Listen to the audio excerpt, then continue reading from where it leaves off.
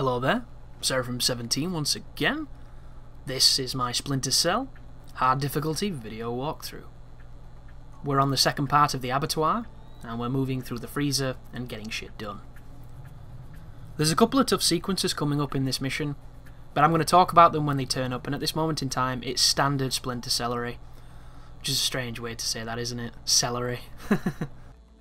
So celery aside, a subscriber left a constructive criticism comment saying that I'm getting low views on my channel because I do not play on next generation consoles. My gameplay is not next generation, and that it's essentially wasting my talents because I've not upgraded to next generation.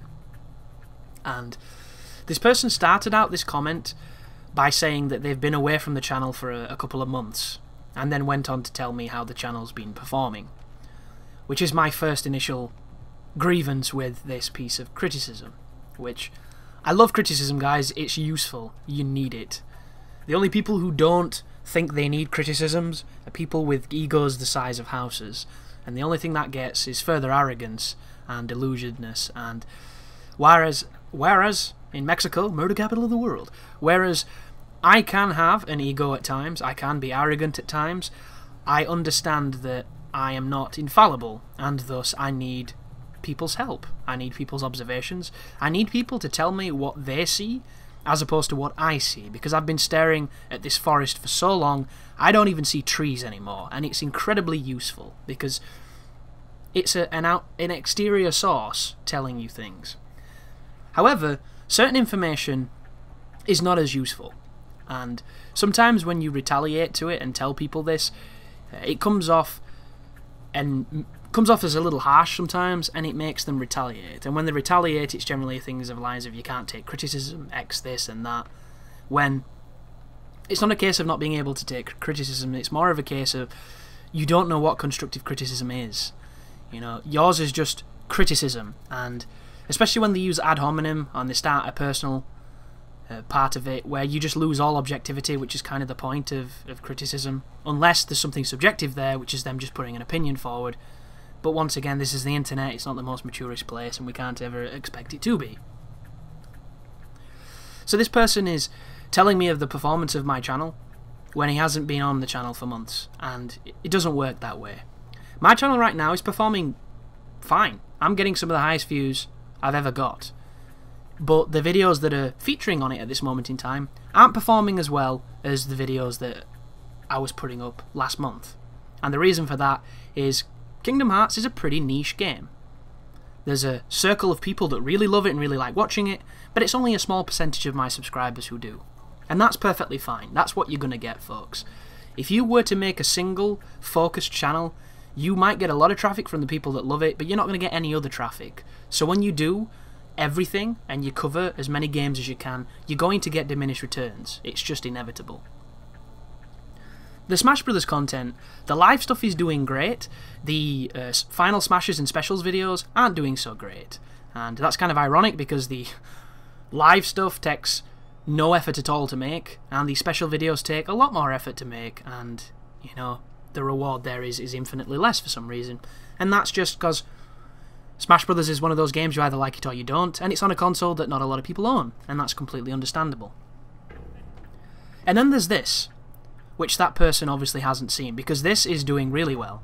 These videos for this walkthrough are getting upwards of 1,000 views in the first day or in a few days of them being up, which is really good on my channel because I'm not a massive channel. So that is really good numbers, and that is one of the main reasons why, instead of putting it on a little bit of a hiatus, which I wanted to, I've brought it back, because people were asking for it. However, checking my analytics, which is something that I do every day because I have to, you know, I'm monitoring my channel as best I can to see what's working, what isn't working, see what people are liking, what they aren't liking, is showing me that the channel's performing just fine. It's performing better than just fine. But those are videos that you don't see. My Evil Within videos are still doing great, doing really good, because it's a tough game and people are using them, and it's awesome. And they're putting in a lot of work for me right now, and the Kingdom Hearts stuff isn't. But I love the Kingdom Hearts stuff because I'm going to continue to do it because I like it. Eventually it might find an audience, it might never find an audience, but that is the sacrifice that you make by playing Kingdom Hearts instead of Assassin's Creed Unity, instead of insert generic AAA fucking pasteurized bullshit game the third. Like, all the games right now are sequels that a lot of people really like that are generally not that great games. So I'm not covering them. It's a personal choice. Some people disagree with it. Would I get more views if I was covering them? Definitely. No doubt about it. The difference being is, if I was here just for views, guys, I would be playing nothing but Minecraft and League of Legends, or Dota, or any of the other most popular ones that Twitch gets hundreds of thousands of people watching. But instead, I'm putting up videos for the HD Collection for Splinter Cell, and I'm playing Kingdom Hearts. It's never been about getting all the views. I would love to get all the views. I would love if every video of mine got millions in the first minute they were up. It'd be amazing. But I'm not PewDiePie, and I will never be him, so I will never get that. It's just the realization of how it works. So instead, I'm going to carve out my own little niche and do my thing and continue to evolve and hopefully build a channel that's got a bunch of cool people on it. And right now, there's a lot of cool people on it, and I'm happy about that. Look at that. Dancing with Death. There is a very short pause in that fire string to get through it without damage. I did not time that. That was not skill. That was luck. But the flares are really useful here, because when you throw them, they'll distract the turrets, because they work off an infrared spectrum, which is a really cool idea. I like that, and I don't think I knew that when I first played this game.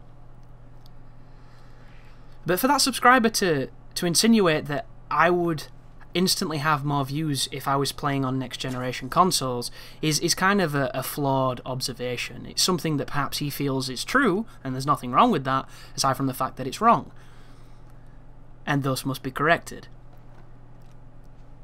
The visual quality of a lot of videos, as long as it's not being recorded on a potato, is the main thing people will watch them for. As long as if it has commentary and they want commentary, it's using a mic that's clear, then that's perfectly fine. The visual fidelity of a game is only important if that's the selling point of it. And I'm making walkthroughs, guys. I'm not making 1080p 60 frames per second PS4 gameplay, you know, in bold capitals in my title, so the people are like, oh, it's gonna look so lovely.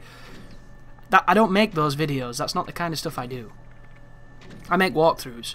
Walkthroughs that lead you through the gameplay and teach you how to win. At that point, there is literally no difference of what version of the game I play. There'll just be one that is cosmetically nicer. And don't get me wrong, cosmetically nicer is a good thing. It obviously makes the video look nicer, and objectively, makes it a better video. Doesn't change the content though. Doesn't change the strategies, doesn't change what I'm trying to achieve, which is to help you play a game. Not trying to show the game off looking beautiful, trying to show the game off being beaten, and exactly how that is to be beaten, I'm trying to tell you. That's what I'm doing here. I will upgrade to a next generation console when they are worth owning, and right now, they aren't. They are struggling to hit high resolutions, they are struggling to hit high frame rates, and most of the games are available on current generation or PC, and in fact the PC versions are better than the next gen versions. The moment that changes is Bloodborne and The Witcher 3. Up until that point, there's nothing really else that is compelling me to purchase it. I already have a Wii U, I've already had more fun out of my Wii U than I ever would with a PS4 or an Xbox One. It's just that simple, guys. When I do upgrade to those machines, I will cover those games that were exclusive to those machines, and those guides will probably do as good as any of the other guides on my channel. And I'll enjoy them, and I'll have fun, and hopefully you will too. But just immediately playing on next generation doesn't automatically increase views. The way YouTube works is not necessarily about your content, it truly isn't, and I know that sounds bizarre, but it's true. It's about being found in the search engine, it's about tags, it's about using the algorithm, it's about networking, it's about getting your content viewed and displayed. And there are a bunch of means to do this, some of them nefarious, some of them better, that are entirely up to you if you wish to indulge in them. When you search in YouTube for a video, and you don't find your own on the first 10 pages, it doesn't matter how pretty your fucking game looks, you're not being found. And that's how it works, folks. YouTube is an avalanche of luck. If you get successful, it avalanches, it snowballs into more success. The rich get richer, channels with 1 million subscribers get 5 million subscribers. Doesn't matter if their content's utter shit, it's just the way it works. Sometimes you get lucky, sometimes you don't. But that is that tangent in a nutshell, and this section coming up is actually pretty tough. So, I welcome criticism, guys, especially constructive criticism, because it helps the channel. But when you're saying something that is essentially superfluous, it's not really helping.